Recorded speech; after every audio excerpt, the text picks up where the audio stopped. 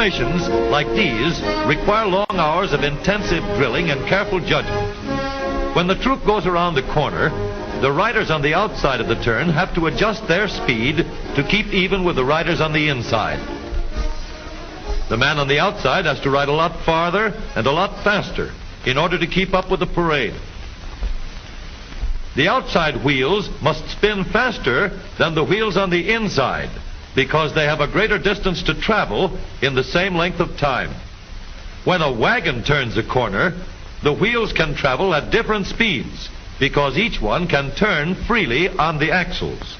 And in the early automobiles, the rear wheels turned separately and only one wheel was connected to the engine.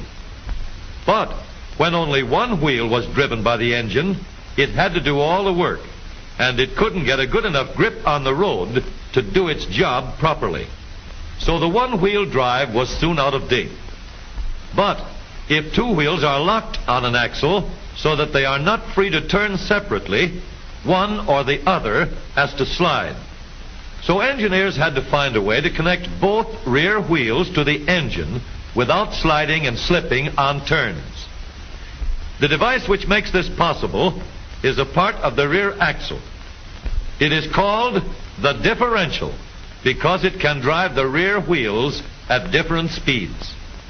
The differential looks complicated, but once we understand its principle, it is amazingly simple. These two wheels are mounted on separate axles and supported by a frame so that they can revolve freely at different speeds. Let's fasten a spoke on the inner end of each axle so that by turning the spokes, we can turn each wheel separately. With a bar or crosspiece, we can turn both wheels in the same direction at the same rate of speed. Let's get something to hold this bar in place so that it will press against the spokes. Notice that this support is not locked to the axle. It turns freely. Now we can spin the wheels by rotating the support.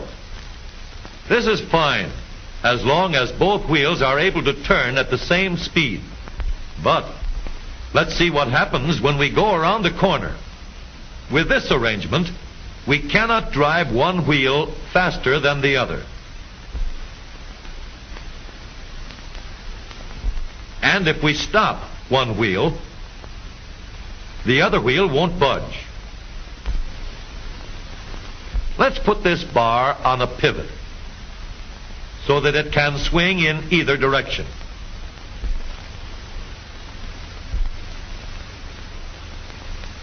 Now, the bar can still turn both wheels at the same speed.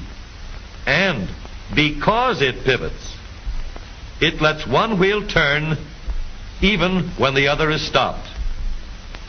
But if turned too far, the bar will swing around until it won't drive the spokes that turn either wheel.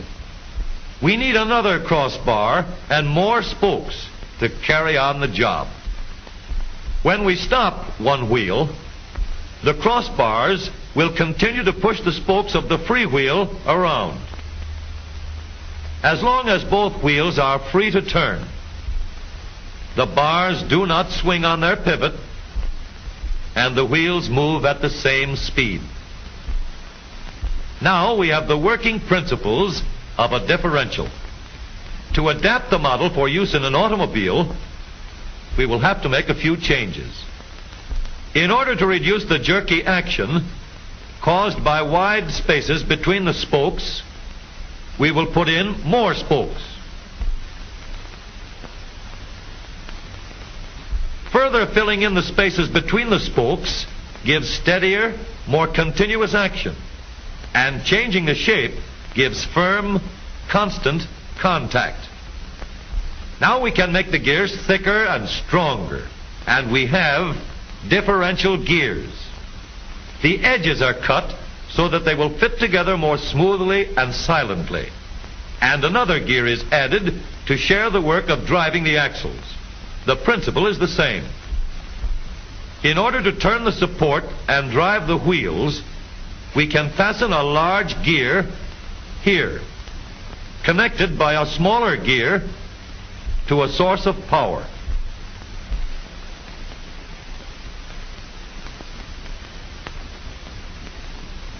Notice that the power is connected to the differential at the center line. We can make our model more compact by moving the gears closer together. When we put our differential in an automobile, we have to leave room for the drive shaft, which carries the power from the engine. We may build the floor of the car above the drive shaft.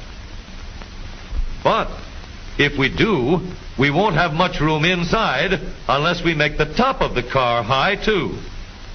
Of course, we could lower the floor and ceiling, but the drive shaft would be higher than the floor. This would have disadvantages. A shaft in the middle of the floor of an automobile would be inconvenient for passengers and would be awkward for carrying luggage. Today, engineers have found a way to make the car roomier and closer to the road without a clumsy shaft above the floor. The drive shaft from the engine to the differential is lowered out of the way, and the drive shaft is connected to the rear axle at the bottom. The new low center drive makes the rear axle quieter, stronger, and more durable because it gives better, smoother contact between the gears. The automobile of today with the low center drive is stronger and more rugged. Every part of the rear axle has been built to withstand strains far greater than it will ever meet on the straightaway or around the corner.